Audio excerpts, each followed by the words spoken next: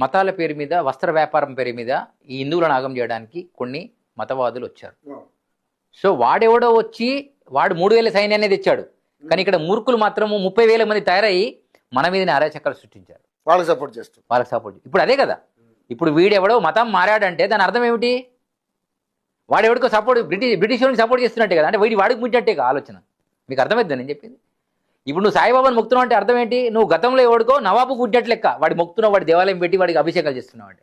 ఆనాడు వీరబ్రహ్మేంద్ర స్వామికి ఆపోజిట్గా వచ్చినటువంటి పండిత వర్గం గురించి చెప్తా. పుష్పగిరి పీఠంలోకి వస్తే వడ్రంగి గురువు తుర్క శిష్యుడు అని అవహేళన చేసి బండి మీకెళ్ళి గుంజారు. ఆయన చెప్తే ఆయన ఒక శాపం పెట్టాడు.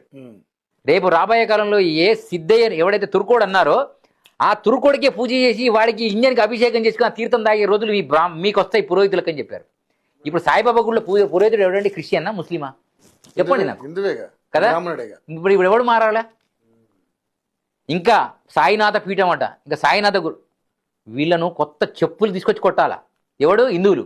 కానీ హిందువులు ఏమయ్యారంటే గురువు ఏ గురువు చెప్తే ఆ గురువు గుడ్డిగా మొక్కడం. నిజామాబాద్లో సాతెల్లి బాబా అని ఆయన ఉంటాడు, ఒక బాబా. ఆయన హిందూ ముస్లిం. ఆ నిజామాబాద్కి వెళ్ళి వేటలు కోసుకొని కందులు చేసుకొని తినడానికి వెళ్తారు మంచిగా తీసుకొని. ఇలా పీరీల పండుగ వచ్చింది. కొన్ని గ్రామాలలో కొండ గొర్రెలు వాళ్ళు షియా సున్నీలు కొట్టాడుకొని తుర్కోలకే పడదురా బాబు, వాడు మా దేవుడు కాదురా అని పీరీలు కాదని వాళ్ళు ముస్లింసే చెప్తున్నారు. సిగ్గు శరం లేకుండా హిందువులు బొట్లు పెట్టుకొని పట్టు చీరలు కట్టుకొని కంకణాలు కట్టుకొని.